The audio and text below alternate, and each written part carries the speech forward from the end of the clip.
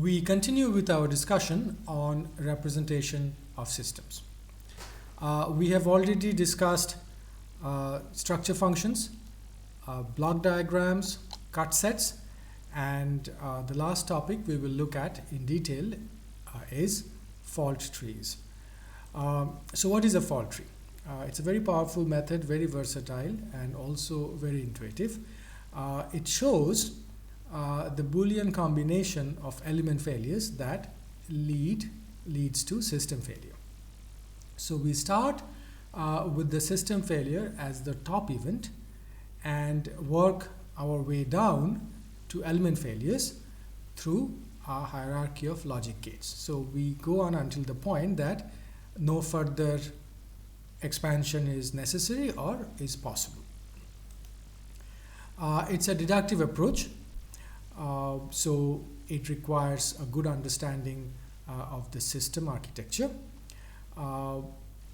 It cannot directly handle elements with multi-state failures. So each element in the fault tree must represent a pure failure mode.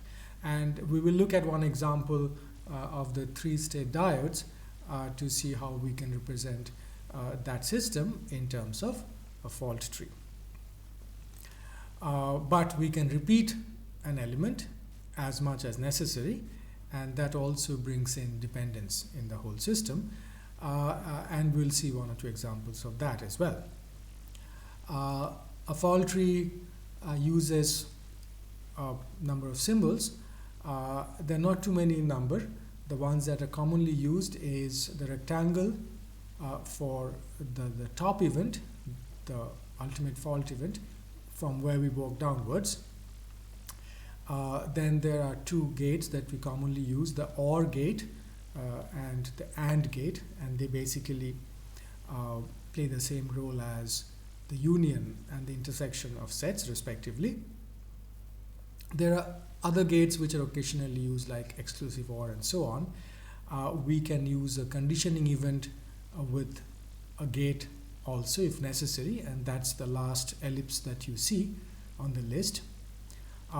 There are basic failure events when we come down from the top event and we don't need to go any further. We have reached the basic for a certain branch, so that would be the basic failure event represented in terms of a circle.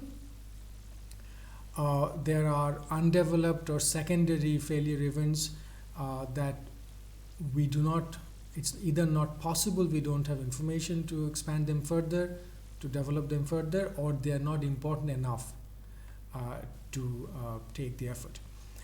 There's also the house symbol for external events or switch events, or those events that are expected to occur and they do not represent a fault.